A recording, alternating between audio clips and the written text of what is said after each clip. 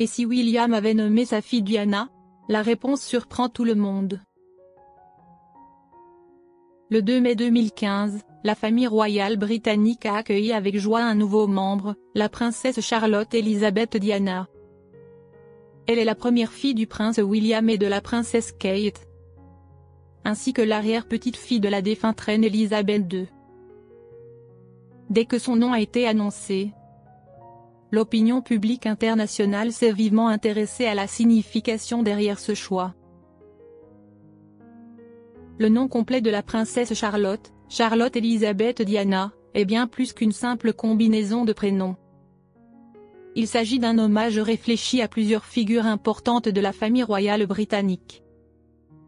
Ce choix n'est pas seulement symbolique, mais il reflète également les valeurs, l'héritage et l'histoire que la princesse Charlotte a reçue dès sa naissance. 1.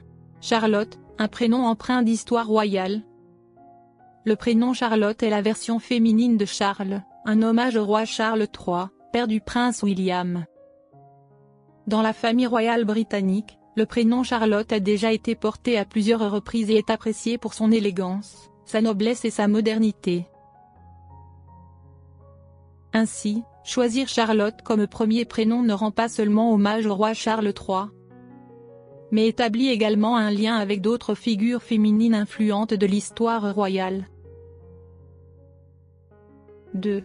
Élisabeth, un hommage à une icône royale. Le deuxième prénom, Élisabeth, est un hommage à la défunte reine Elisabeth II, qui a régné plus longtemps que tout autre monarque britannique. Connue pour son dévouement, son sens du devoir et sa stabilité, la reine Elisabeth II a marqué l'histoire du Royaume-Uni, depuis la Seconde Guerre mondiale jusqu'à l'ère post-Brexit. De plus, le prénom Elisabeth est une tradition familiale, portée par plusieurs générations de reines et princesses britanniques. La reine-mère Elisabeth, mère de la reine Elisabeth II, était elle aussi une figure emblématique, surnommée la reine-mère, très aimée du public. 3. Diana, un héritage inoubliable. Diana est sans doute le prénom le plus chargé d'émotions dans le nom complet de la princesse Charlotte. La défunte princesse Diana n'était pas seulement une mère aimante et une membre de la famille royale, mais aussi une icône mondiale de la compassion et de l'engagement humanitaire. Cependant, choisir Diana comme deuxième prénom et non comme premier prénom était une décision mûrement réfléchie du prince William. Dans le documentaire Secrets of the Royal Palace diffusé sur Channel 5, l'expert royal Richard Kay explique: « Je pense que le prince William a été très avisé de ne pas nommer sa fille Diana. Si cela avait été le cas, la petite princesse aurait toujours vécu sous l'ombre immense de sa grand-mère. Chaque action et déclaration de Charlotte aurait été systématiquement comparée à celle de la défunte princesse. En choisissant Diana comme deuxième prénom, William honore la mémoire de sa mère tout en permettant à Charlotte de se construire sa propre identité. »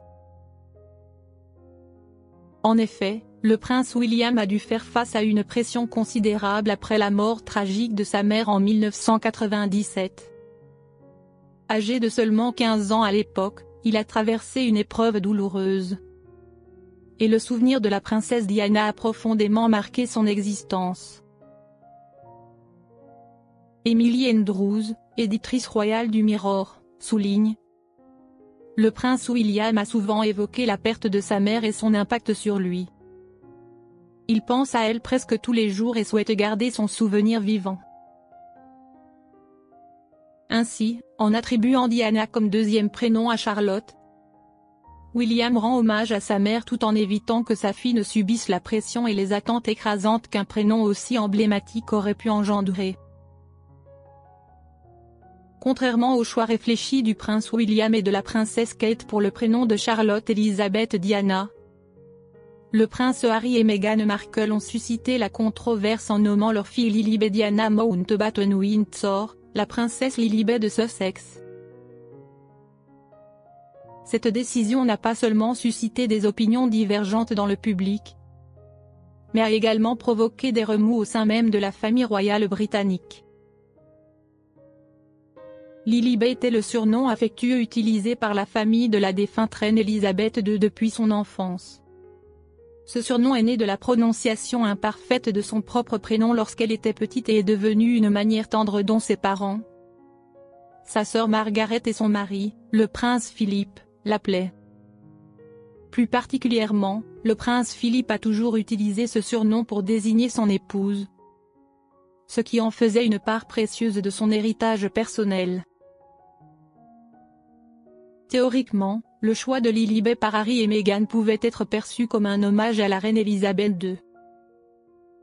Cependant, selon plusieurs sources internes, cette décision n'aurait pas été approuvée par la souveraine avant d'être annoncée, ce qui a suscité un certain mécontentement au sein de la famille royale. Lorsque le duc et la duchesse de Sussex ont révélé le prénom de leur fille, ils ont affirmé avoir obtenu l'accord de la reine Elisabeth II.